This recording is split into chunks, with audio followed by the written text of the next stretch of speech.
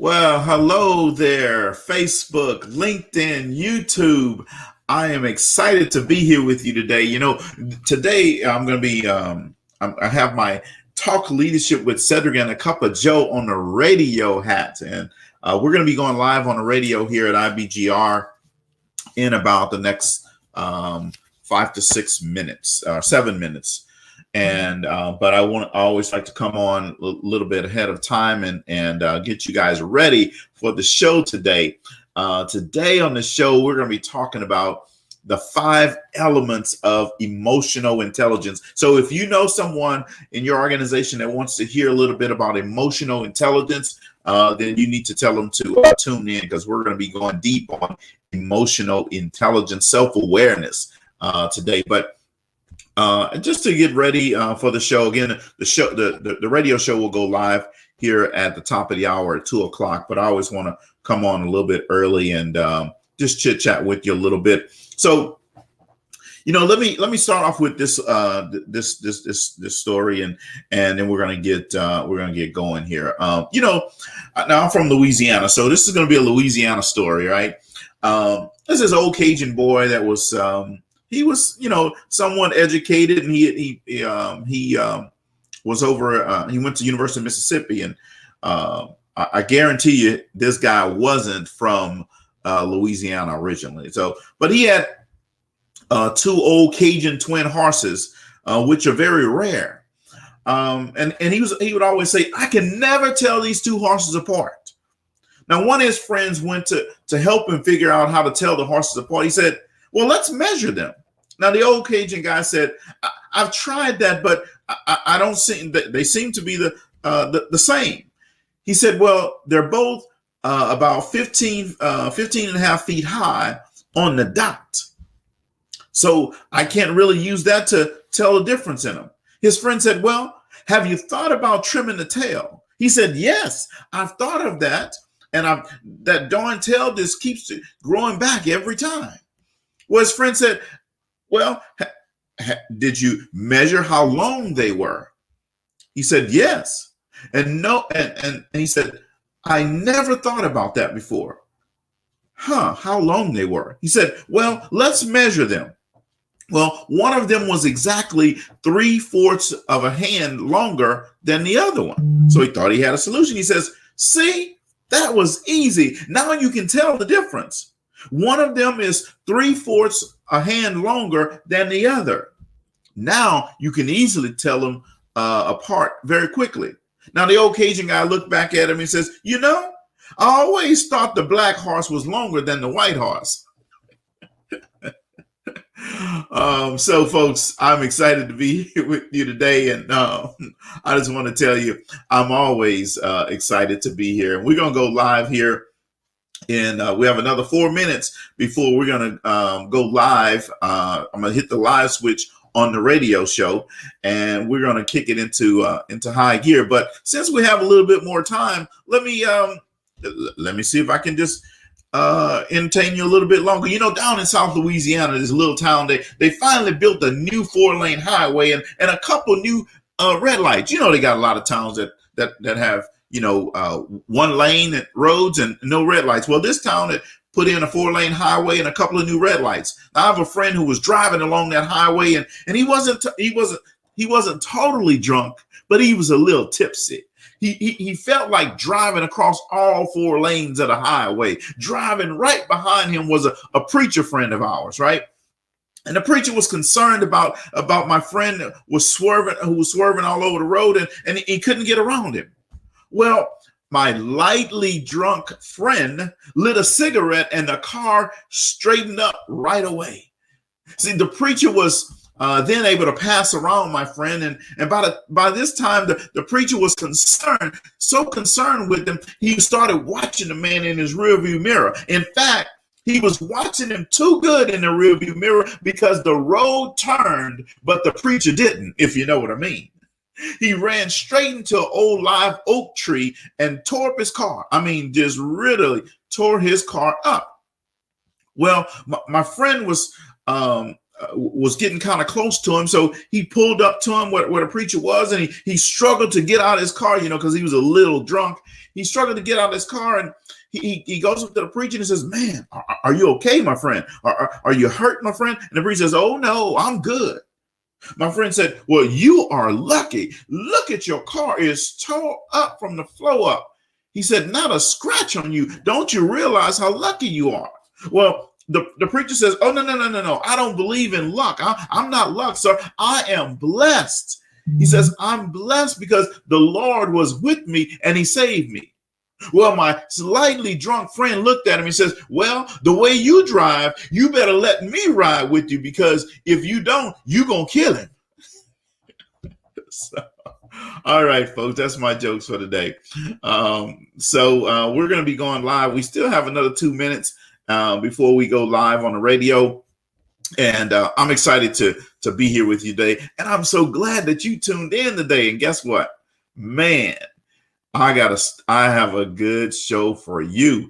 The 5 elements of emotional intelligence. Now, let me tell you what. See, when you have emotional intelligence, what you have to understand is that means you have to have good self-awareness. See, sometimes you're not aware of your own self, and when you're not aware of your own self, you know what happens, right? Everybody else around you is aware. So I'm excited, and if I get a chance, I'm gonna share with you the 10 ways to increase your emotional intelligence, right? And I'm gonna give you some good tools today. I can tell you that. I'm gonna be sharing with you 5 ways to definitely define emotional intelligence. But I want to be able to, if I have time, to share with you 10 ways to increase your emotional intelligence by developing your EQ skills, right? Because that is so important for your overall success. And I'm excited to be here with you today. So the countdown clock has started, folks. We are 2 minutes and 30 seconds before that go live button and that go live switch. And today is going to be a really good show. Now, there was this old Cajun boy that wanted to go off to college, and he lived down in the swamps, and he eventually was able to go off to college, and he lived with his grandfather. His grandfather said, "Look, boy, it's going to be too far for you to be coming home all the time like that, so you just stay at college. You hear me?" His grandson said, "Okay, yes, sir, I'm going to do that." So he went off to college. He stayed. Now, as it got close to the holiday time, he wrote his grandfather a letter, and he said, "Hey, it's going to be more expensive to stay on campus during the holiday than it is to come home for Christmas." So his grandfather said, "Well, since it's going to be more expensive, you come on home for Christmas then." Now, his grandfather couldn't read or write, so he always would have someone else read his letters to him, and they would write back. So he said, "Come on home." And he came home, and they put together a big feast. Cajuns, we love cooking a lot of stuff. So they cooked up a lot of stuff, and we had a pretty good amount of food prepared for the whole town to celebrate the boy coming home from college. Well, during this celebration, the grandfather said, "Boy, you've been going all this time. Won't you tell me something you learned?" And the little boy was kind of, rebuked his grandfather. First, he said, "Oh, you're not going to understand. You're not going to understand." And his grandfather looked at him really stern and said, "Boy, I've spent all this money paying for this education that you're getting. You better tell me something you learned." Well, the little boy said, "Okay, I will tell you something I learned. I learned some algebra." So his grandpa said, "Okay, well then tell me some algebra." Now the little boy looked at him and says, "Pi r squared." Now his grandfather looked back at him and said, "Boy, you've been going all this time and that's all you learned? Pi r squared?" He says, "Boy, you don't know nothing. Everybody know that pie are round and cornbread are square." All right, folks, that's my end of my jokes for today. All right. But I'm excited that you're here with us today. We're going to get kicking off here in 10 seconds. We're in the 10-second countdown window right now. We have 5 seconds left before we hit the go live button. 3, 2, 1. Boom. We are live on the radio, folks. So welcome and hello, everyone. Welcome to my world. You're listening to IBGR Network, now known as International Business Growth Radio. Welcome to Talk Leadership with Cedrick and a Cuppa Joe on the radio. Everybody needs a little TLC and some high energy. And Carla, you're absolutely right. High energy today. I am Cedrick LaFleur, your host for today's show, and I'm excited to be here with you. We're going to be talking about the 5 elements of emotional intelligence. But before I get to that, let me tell you, what I want you to do is go to the website, to ibgr.network, and you can download the show notes, right? You can get those show notes. Now, you can also, if you're millennial, you're iGen, you are telephone app educated, then what you can do is just go to the App Store or to the Play Store, right? And you're going to type in IBGR, and you can get our app. And on the app, all of my show notes, my notes for today's show are there, and you can get them and you can follow right along. I want you to have a good time today, and I'm going to show you a good time today. So let's get running here. Today, I'm going to be talking about the 5 elements of emotional intelligence. Now, I have to start off with a story. I always start off the show with a story. And this one is really around the lack of self-awareness. People were always talking about how mean this guy who lived around the block was. But I decided, I needed to see for myself. So I went to his door and he said, "Hey, I'm not the mean guy. The mean guy lives in the house over there." And then I said, no, stupid. That's my house. You see, the mean guy was not the guy who was going to his house. The mean guy was the other house over there.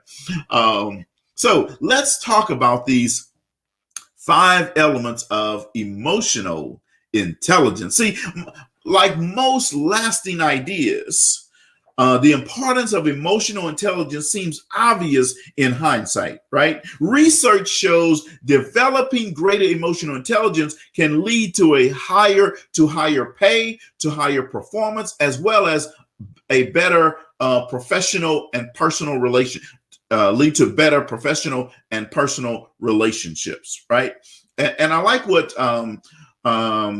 Justin Barizo from Inc., how he defines emotional intelligence. He says it is the ability to make emotions work for and not against you. Right now, the obvious part is the better you can understand and manage your emotions and the emotions of people around you, the greater your chances of success. Which means most of us feel like we're emotionally intelligent, right? But after all, we have to learn how to manage our own emotions. And I'm sometimes able to both motivate and inspire other people, as well as talk them down from their emotional ledge. See, self-awareness is fairly self-awareness is fairly self-evident. That just means knowing what you feel, why you feel that way, and how your those feelings either help or hinder you, and knowing your strengths and weaknesses and when to ask for help. See, a lot of us are not willing to ask for help when we need it. Self-management is also obvious, right? This is managing how you respond, especially in times of stress, conflict, and adversity.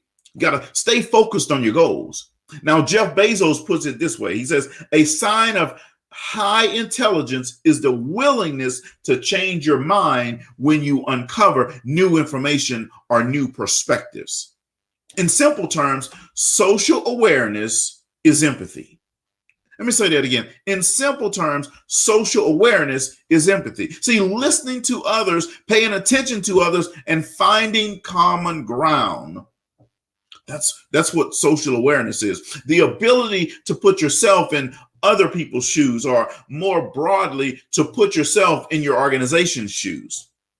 See, relationship management involves a number of skills: motivating others, mentoring others, dealing effectively with conflict, and applying an occasional dose of tough love in pursuit of a positive, not a negative outcome. You understand what I'm saying, right?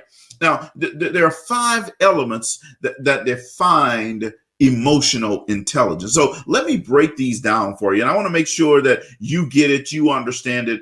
And it's really simple. The very first element in defining emotional intelligence is self-awareness.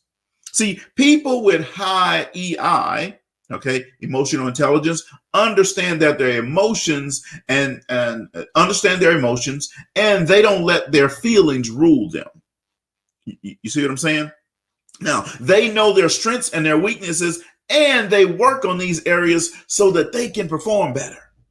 This is how aware you are and how accurately you can assess your emotions. See, most of us are so busy with the daily grind that we rarely take a step back and think about how we're responding to situations and how we can come across, right? When we say something, or we send an email, or we send a letter, or we send a message or a text or anything like this, right? See, the other source of self-awareness is recognizing how others respond to us. This is often challenging because we tend to see what we want to see, right? And we tend to avoid the uncomfortable action of asking others for feedback. See, to grow in our self-awareness, we have to consider building time for reflection into your day. And also consider getting into the routine of collecting specific feedback from people who will be honest and whose ideas you value. Now, let me say something, folks. You can't take advice and feedback from everybody, right? Can you learn something from everybody? Sure, I guess. From a theoretical standpoint, yes, right? But you don't want to spend a whole lot of time collecting feedback from people who are not equipped to give you feedback. All right, you just have to understand that not everybody's equipped to give you feedback at where you are. I'm gonna give you an example. Michael Jordan. Michael Jordan don't need feedback from people on his basketball skills and his basketball ability. Most people, I don't think there's anybody in the world who could play better than Michael Jordan. Okay, so why are we going to spend time? Why would he spend time listening to someone tell him how to play defense better or differently? No, right? You want to take advice from, if you want swimming lessons, you at least want to go get somebody who can swim. Now you get what I'm saying? Right. See, a large study that compiled thousands of data points found that leaders who sought out negative feedback were much more self-aware and effective than those who sought out positive feedback. You just have to make sure you're getting the feedback from the right person, from the right source, because otherwise you could find yourself in a pickle, not getting good feedback, right? Now, there's a guy that started a company and he built this into a very large enterprise, and he was planning to hand over the reins to his son one day when he decided to retire. Well, one day he was walking through the factory and he observed his son angrily berating an employee in front of other people. That should never happen, by the way, right? He looked at his son and he motioned for his son to come to his office. And then he said, "David, I wear two hats around here.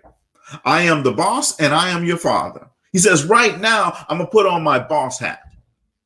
He said, "You're fired. You're done here." He says, "I will not have that kind of behavior in my company, and I will not ever tolerate employees being treated that way." He says, "I have warned you about this kind of thing before, and you still continue to do it. So let me go ahead and let you go." Then he said, "Now, I'm going to put on my other hat, my father hat." And he paused for a moment and he put on the new hat and he said, "Son, I heard you lost your job. How can I help you?" You see, the point is this: emotionally strong people honor their relationships while at the same time guarding against letting others control them, especially in difficult relationships. I'm going to say that again. Emotionally strong people honor their relationships while at the same time guarding against letting others control them, especially in difficult relationships.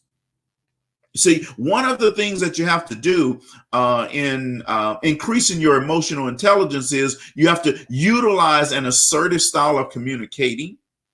Right? See, assertive communication goes a long way toward earning respect without coming across as too aggressive or too passive.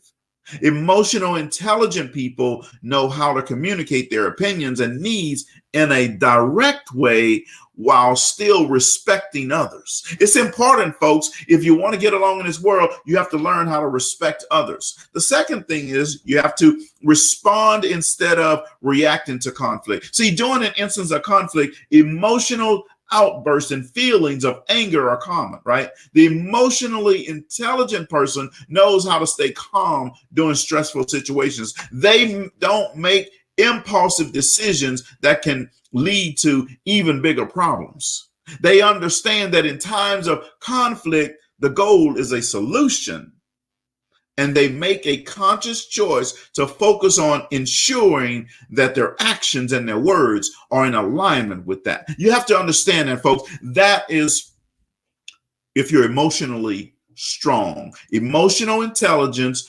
changes how you react, how you respond, how you communicate with people on an everyday basis. And it's important in your business, it's important in your personal life, it's important in every aspect of everything that you do. If you're not strong in this area today, it's okay. You just need to work on it. You just need to be aware. Now, we're going to be going to a commercial break here in just a few seconds, but I just want you to make sure that you come back because we have a lot that we're going to be covering with you today. You're listening to IBGR Network, and this is Talk Leadership with Cedrick. Talk Leadership with Cedrick and a Cup of Joe on the radio. And you know, everybody needs a little TLC and high energy. So I am Cedrick LaFleur, your host, and we'll be right back after this short commercial break. Thank you. Now, folks who are listening in on LinkedIn and on Facebook and YouTube, you continue to listen in, folks. And I'm going to bring some good stuff to you. I'm going to bring some hot stuff to you. I'm going to bring something to you, folks, that's going to change the way you think, change the way you do things and all this type of stuff. Now, let me tell you about this. A friend of mine down in South Louisiana, he had 3 kids, and one of them was about 10 years old. Up until he was about 7 years old, he never said a word. All he did was just sit around and he watched everybody else talk, but everybody thought he couldn't talk. All the doctors looked at him and couldn't figure it out. He could hear what everyone was saying, but he would not talk. Well, one morning he was around 7 years old, and they were sitting. They were sitting around the breakfast table. Well, the little boy looked at his mama and said, "Mama, this toast is burned like the devil." Well, his mama did a backflip and she said, "Oh, Daddy, my God, this boy is talking now." The daddy lost all his food when he saw that the little boy was talking. They were jumping around for joy that the little boy could talk, and like, man, this is a miracle. We're so excited that you can talk now. After the excitement calmed down a little bit, his mother looked at him and said, "Son, all these years you never said anything. Why haven't you said anything until now?" Well, the son looked at her and said, "Up to now, everything has been okay." So, don't burn his toast and he will be all right. So let me see here, folks. We'll be coming back from commercial break in about a minute. But I love that. So let me share something with you, folks. You know, earlier this week I had an interview with a group that wrote this book called In Her Boots. In Her Boots, Sexual Assault. And this was about sexual assault that happens in the military, folks. And I just want to just quickly say, if you're in the military, if you know someone in the military, if you know your congressman, if you know any of your representatives, you need to reach out to them, because sexual assault in the military is pervasive. And unfortunately, a lot of these cases are not going prosecuted. And you just need to take a stance on this, folks. There's sometimes that you have to take a stance and say, this is not right. And that's one of those things. So we have to, I just need your help into thinking through that. But the book is called In Her Boots. And a good friend of mine is one of the authors of the book, Jeff Willie. Reach out to Jeff, and also you can order a copy of that book right on Amazon. So get that book. We're about to come back from commercial break. All right, folks, we are back, and I am excited to be here with you today. You're listening to IBGR Network. IBGR is our call sign as a radio station, but we are more than a radio station, folks. We are a network. I am your host, Cedrick LaFleur, and you're listening to Talk Leadership with Cedrick and a Cuppa Joe on the radio. And today we're talking about the 5 elements of emotional intelligence, folks. And I was sharing with you the first element was self-awareness. Okay. Now the second element is self-regulation. See, this is the ability to control emotions and impulses, right? People who self-regulate typically don't allow themselves to become too angry and or jealous. And they don't make impulsive or careless decisions. They think before they act. Now, let me tell you what, folks, sometimes this takes time for you to develop that skill, right? And sometimes it just takes age and maturity in order for you to get there. And I'm going to say, folks, when I was younger, hey, look, I was reacting right away, and that emotional that EQ wasn't too high back then. It's pretty high now, so I can control the way I respond, the way I react, and when I say something, I mean it. I don't say it just to pacify it or just to have a blanket statement. No, when I say something, I mean it and it's there. Self-management is your ability to control your emotions. See, this component it also includes your transparency, your adaptability, your achievements, and your optimism, right? See, a key factor is whether you react or respond to situations. See, I'm going to say that again. A key factor is whether you react or you respond to a situation. Now, let me ask you this. Do you react or you respond?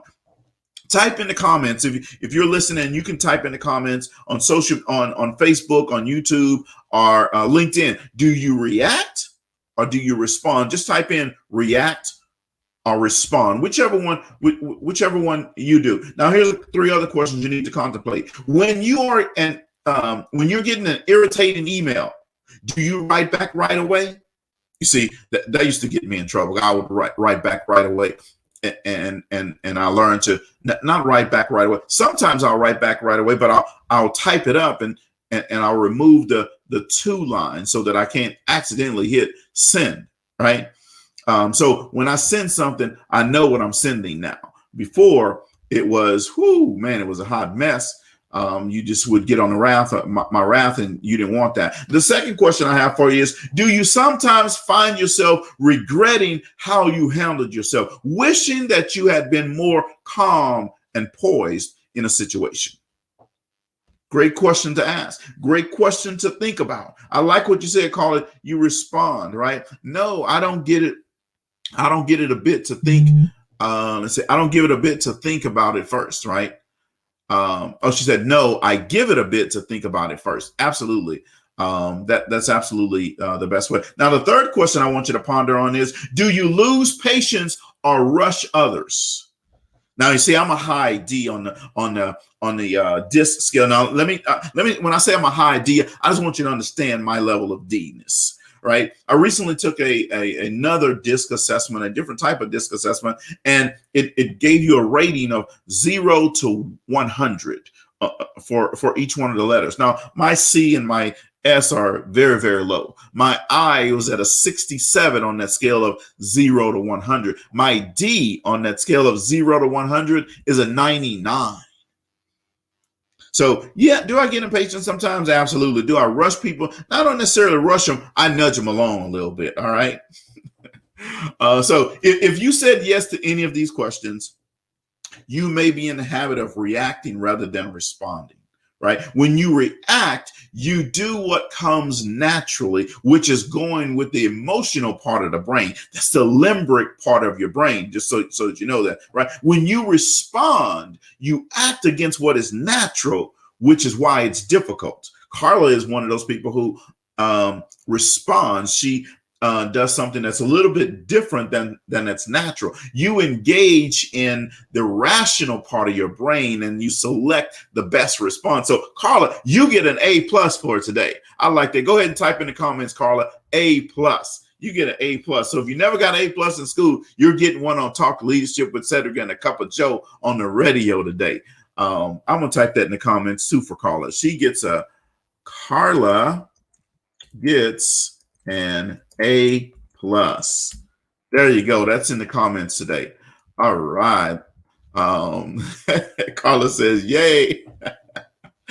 All right. Number 3 of the 5 elements to emotional intelligence is motivation. See, people with a high IQ or high EI, all right, emotional intelligence, are willing to defer immediate results for long-term success. See, they are highly productive. They love a challenge and they're effective in whatever they do. See, developing others, serving as an inspiring leader and a catalyst for change, collaborating with high-performance team, and managing conflict are part of this relationship management, right? See, you are high on this characteristic if others perceive you as likable and if you're able to work well with diverse groups, even in the face of stress and conflict. Oh, man, I got to say that one again because that sentence right there is so critical. You are high on this characteristic if others perceive you as likable and you're able to work well with diverse groups, even in the face of stress and conflict. As you can imagine now, to do this requires the 3 characteristics we've already discussed. But you got to finesse this in dealing. You got to be finesse when dealing with others because everybody's a little bit different and you never know the response, the reaction that you're going to get from someone else. So you have to have a little bit of finesse. See, if you can create and communicate an inspiring vision and help them to do difficult things, such as embrace change, you're definitely high on this characteristic. Casting a vision and then helping people see that vision that you want to take them on. See, it's sort of like telling a story. Les Brown says it pretty good. Telling a story is like taking a person on a journey where they, in their mind, where they can't go by themselves. That's what telling the story does for people. Now, I want to help you out a little bit around this telling the story part. And I want to help you in terms of helping you understand how to grow, how to change your thought process, how to get better in this realm. I'm trying to find the particular story that I want to tell you. Here is right here. So some of you might have heard this before, but some time ago, there was a man that punished his 3-year-old daughter for wasting a roll of gold wrapping paper. See, money was tight and he became frustrated and infuriated when the child tried to decorate a box to put under the Christmas tree. Nevertheless, the little girl brought the gift to her father the next morning and said, "This is for you, Daddy." Now, the man became embarrassed by his overreaction from earlier, but his rage continued when he saw that the box was empty. He yelled at his daughter, "Don't you know that when you give someone a present, there is supposed to be something inside?" Well, the little girl looked back at her father with tears in her eyes and she started crying. She says, "Oh, Daddy, it's not empty at all. I blew kisses in the box and they're all for you, Daddy." Well, the father was crushed, and he should have been. He put his arms around his little girl, and he begged her for forgiveness, and only a short time later, an accident took the life of the child. Now, her father kept the gold box by his bed for many years, and whenever he was discouraged and he needed help, he needed a pickup, he would take out the imaginary kisses and to remember the love of the child who put it in the box. Now, the moral of the story is love is the most precious gift in the world. And you need to understand that your emotional intelligence will help you eliminate love from relationships. Your lack of emotional intelligence will help eliminate building stronger relationships with people, right? So how do you fare? What can you further develop to enhance your emotional intelligence and your career performance? I just want you to, you need to understand that. How do you fare? What can you develop to improve your emotional intelligence and improve your overall career performance? All right. Now, number 4 of this 5 on the list is empathy. Right. This is the ability to identify with and understand to understand the wants, the needs, and the viewpoints of all those around you. See, empathetic people avoid stereotyping and judging too quickly, and they live their lives, in an open, honest way.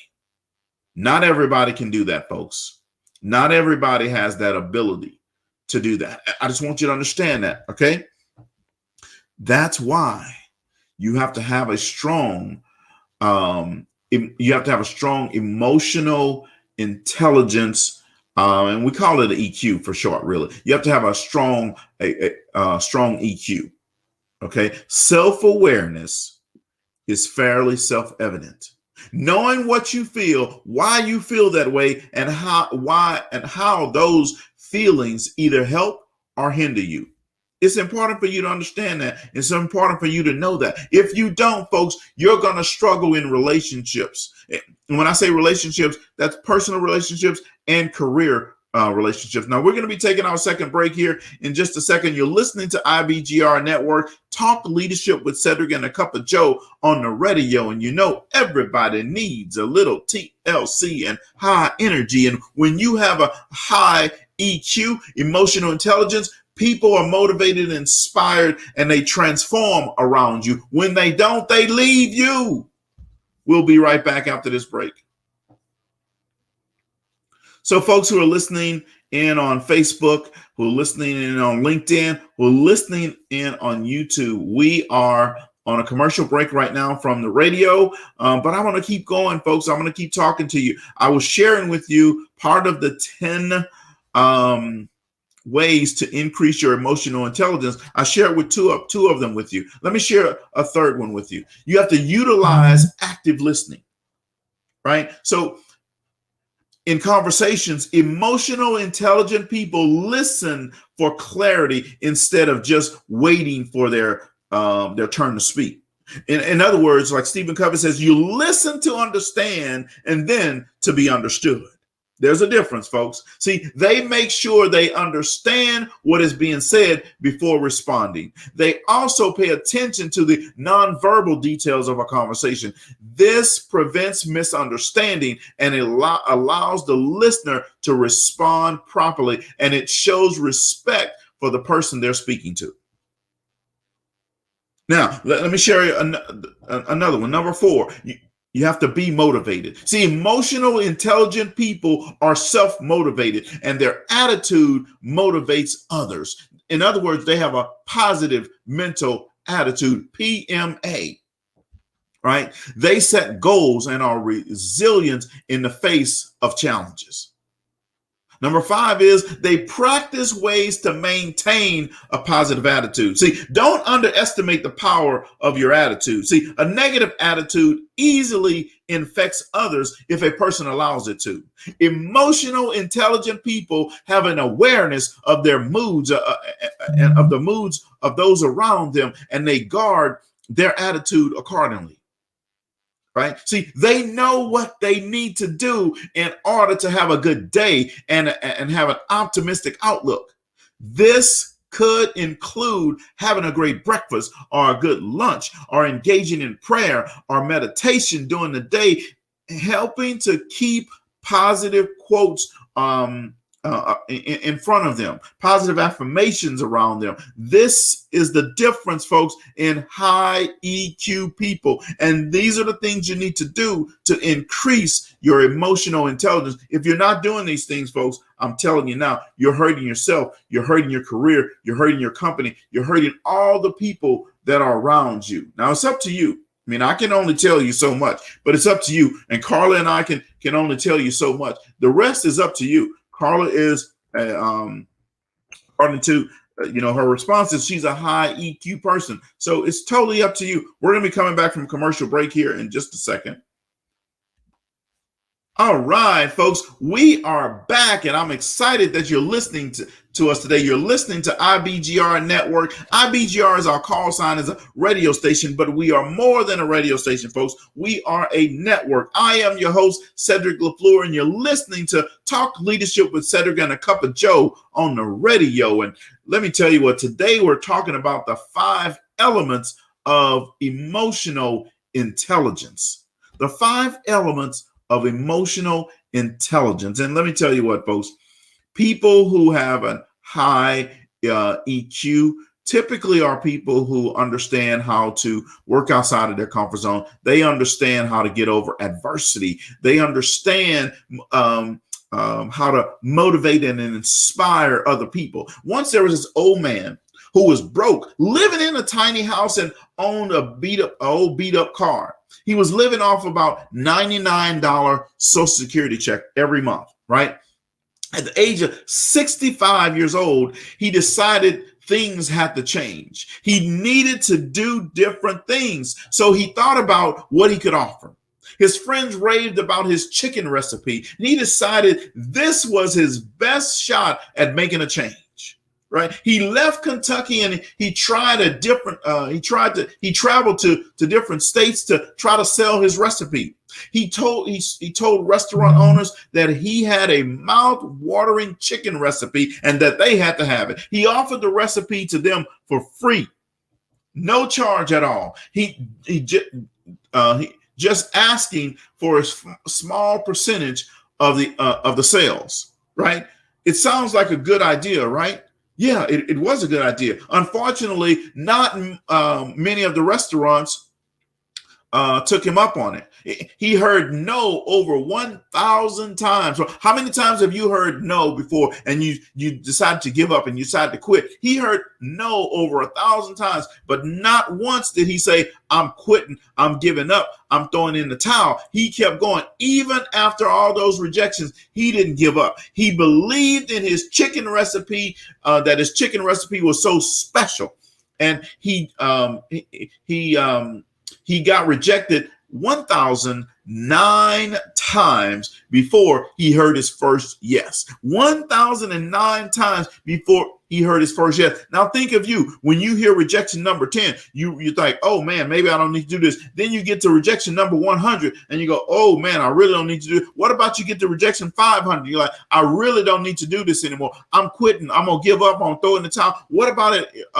Ejection number 753. You're really thinking, okay, it's time for me to go find a new job. Then you get to 1,000, and all of a sudden your significant other, your spouse is saying, you need to go get a new job because this is not going to work out for you. Then you get to 1,009 and you still get a no, but you say, I got one more shot in me, one more time that I'm going to go after this. And that's what he did. He finally got his first yes at customer number 1,010. They said yes.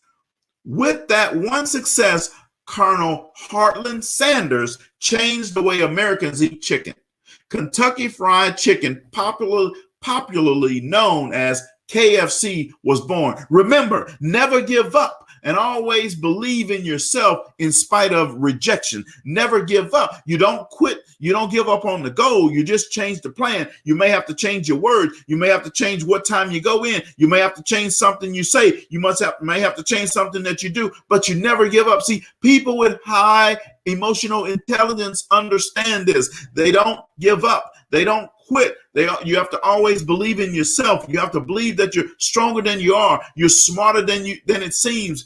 And you have to understand that you can succeed. It's sort of like the bird sitting on a tree. See, that bird sitting on a tree is not worried about that branch breaking because the bird is not worried about that branch breaking. Her faith is in her wings and her ability to continue to fly. That's the same thing like you. You have to understand it's not the branch that you're sitting on. It's in your abilities, in your skills, in your thought process, and how you do things.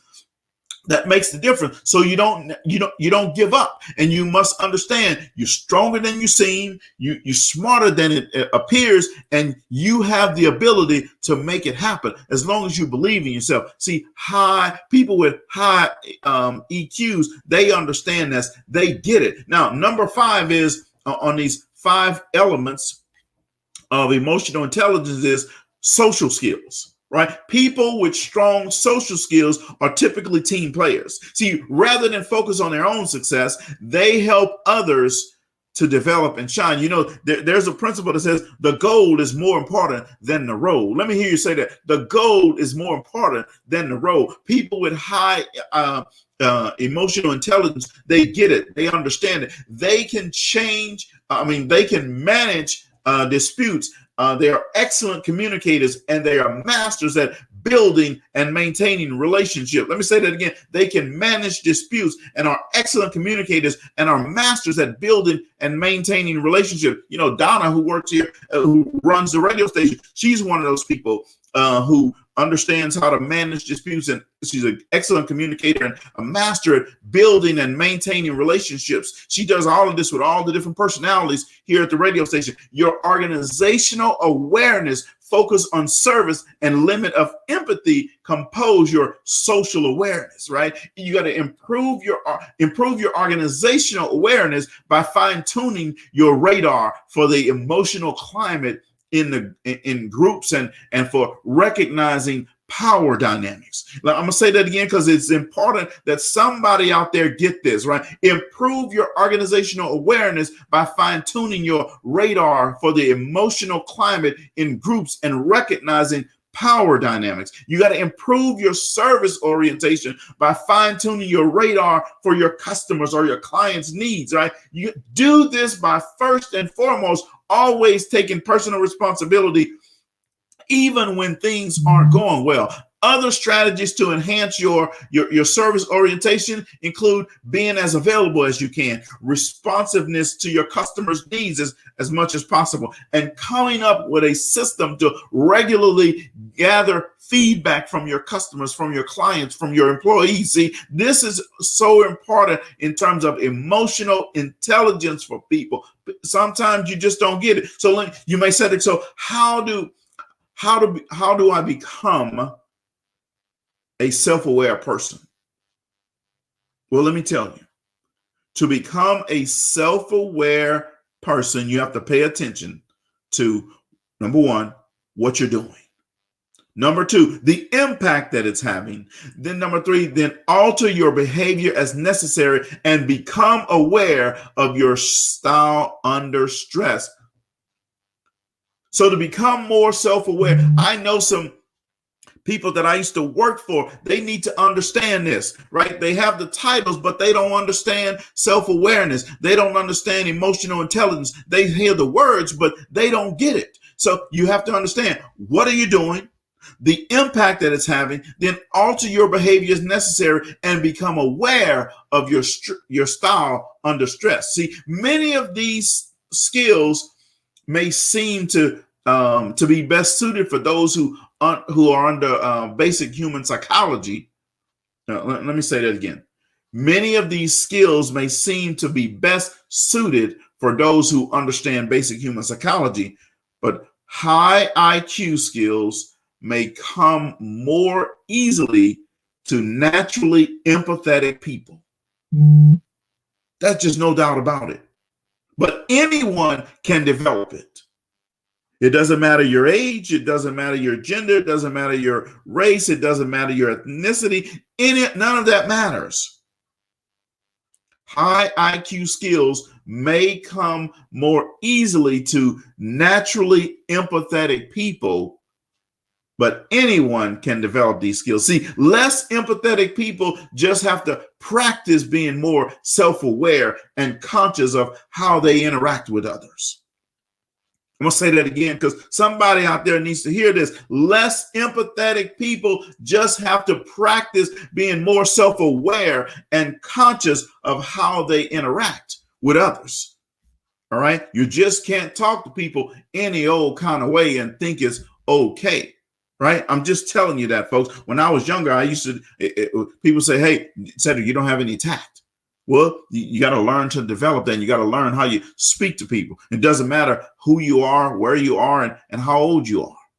Now, I was sharing with people while we're on commercial break, 10 ways to increase your emotional intelligence. The first one I said was utilize an assertive style of communicating. Number 2 is respond instead of reacting to conflict. Number 3 was utilize active listening skills. Number 4 was be motivated. Number 5 was practice maintaining a positive mental attitude.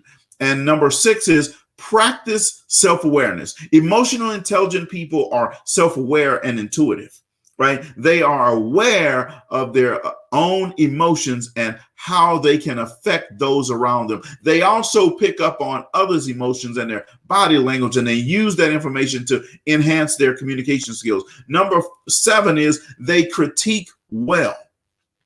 So you said, well, what is that? What does that mean? See, an important part of increasing your emotional intelligence is to be able to take critique, right? Instead of getting offended or defensive, high EQ people take a few moments to understand where the critique is coming from or how it is affecting others or their own performance and how they can constructively resolve any issues. Now, this one, I will tell you, folks, it takes a lot of work, right? Because there are times where I can be very emotionally calm, cool, and collective, and I stay calm. But then there are times where whoop, whoop, that needle pops, right? And all of a sudden, yeah, you're going to see that other side. Oh, Cedrick, you're so nice and calm. Yeah, well, you see that other side. So don't make that other side come out, folks. We're going to be going to a commercial break here again, folks, in just a few seconds, and then we're going to come back for our final segment. You're listening to Talk Leadership with Cedrick and the Cuppa Joe on the radio, and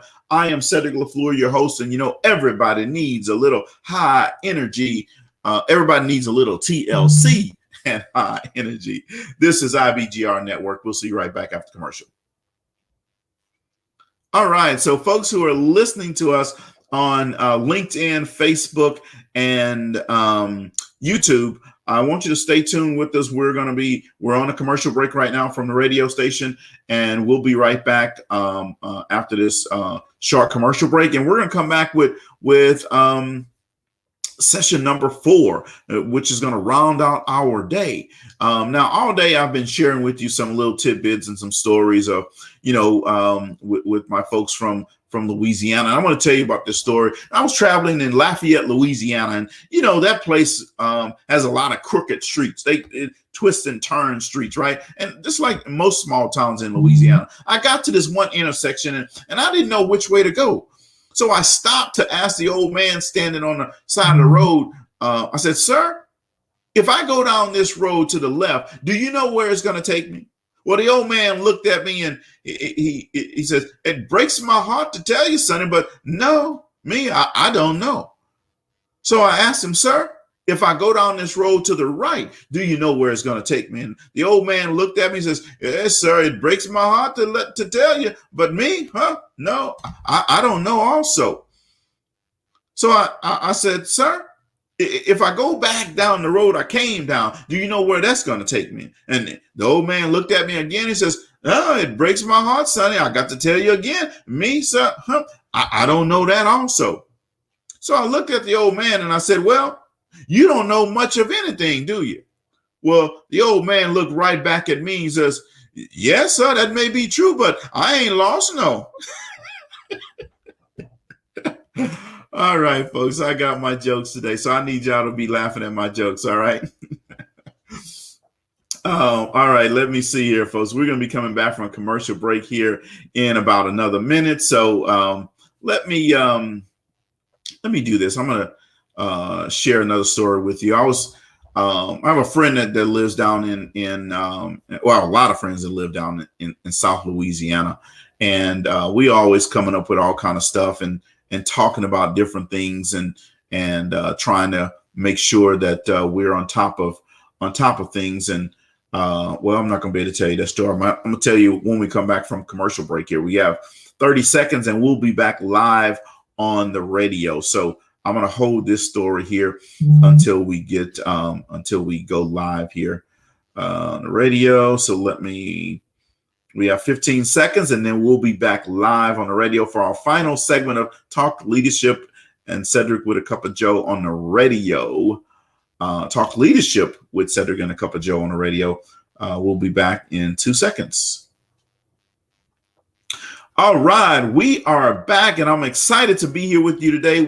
You're listening to IBGR Network, and IBGR, folks, is our call sign as a radio station, but we are more than a radio station, folks. We are a network, and I am Cedrick LaFleur, and you're listening to Talk Leadership with Cedrick and a Cup of Joe on the radio. You know, everybody needs a little TLC and some high energy. So we're talking about emotional intelligence today. That's what we've been really diving into the entire show today. Thank you, Carla. I love it. TLC and energy. Great combo. Hey, thank you very much, Carla. You're my number one fan over there today. I appreciate you. That means I might have to have you on the show live one day so then you can bring that high energy with us. A teacher was asking her history class some questions, and she was going around the class, and she was asking this little boy and that little girl and this little girl and that little boy. And finally, she got around to my cousin T-Shawn, and she said, T-Shawn, who signed the Declaration of Independence? Well, T-Shawn stood up, and he looked at the teacher right in the eye, and he goes, me? I don't know, and quite frankly, I don't care. Well, the teacher got upset, and she sent T-Shawn to the office, and she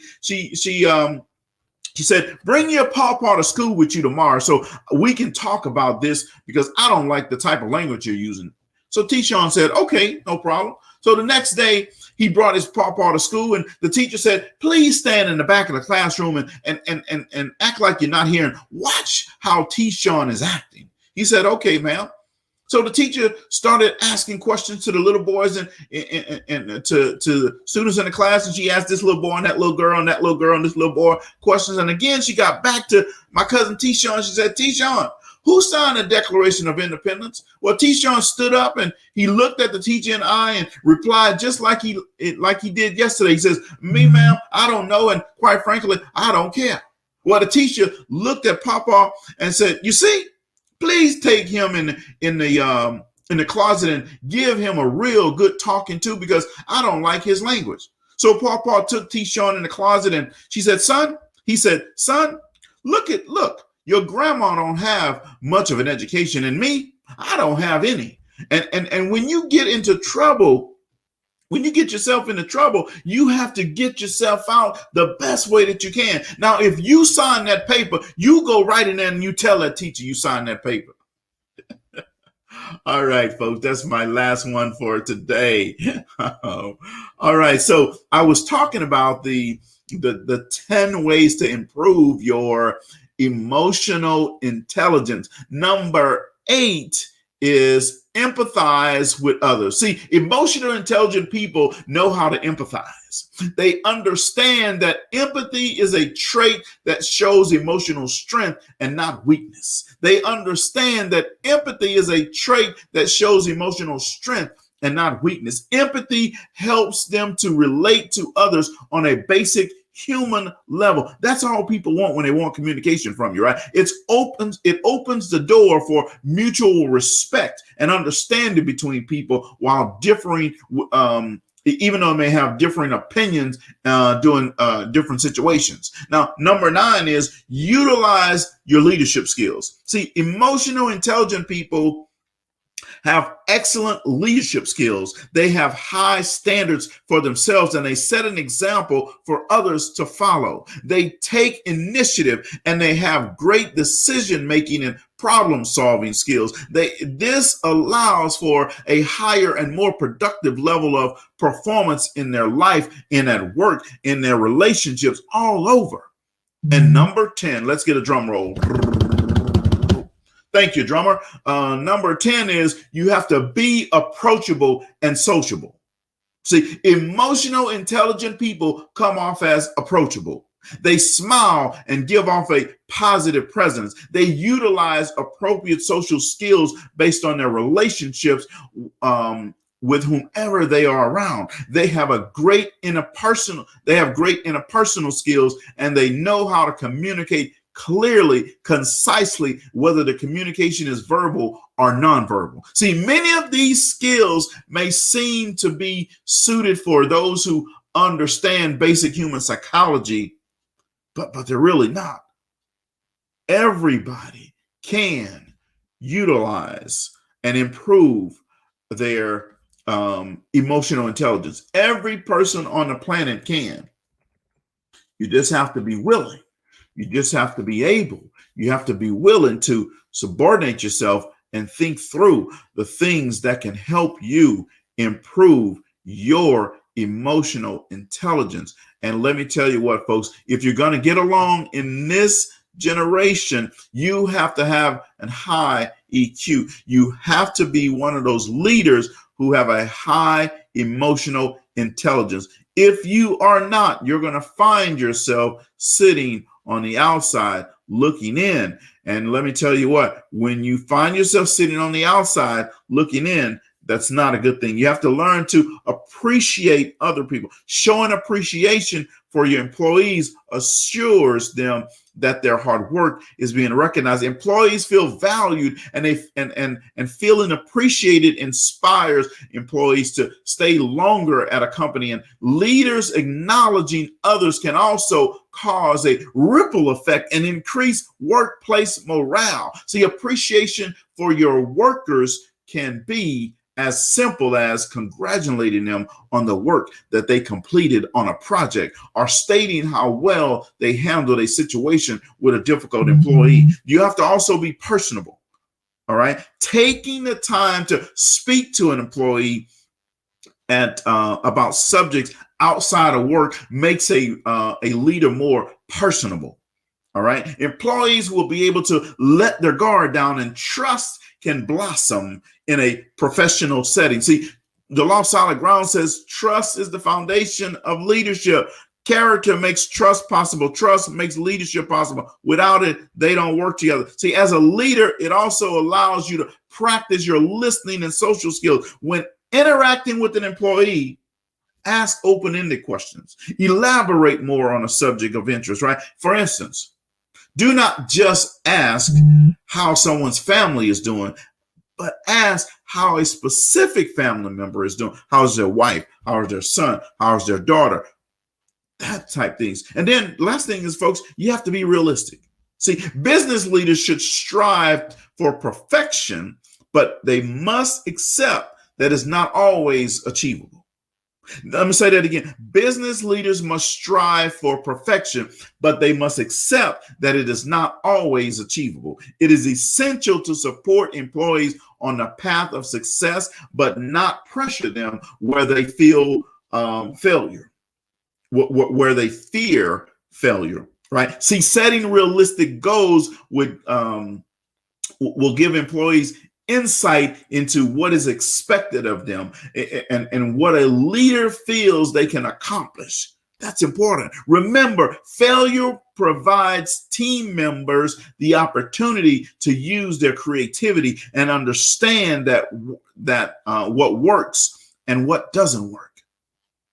That's just the way it is, folks.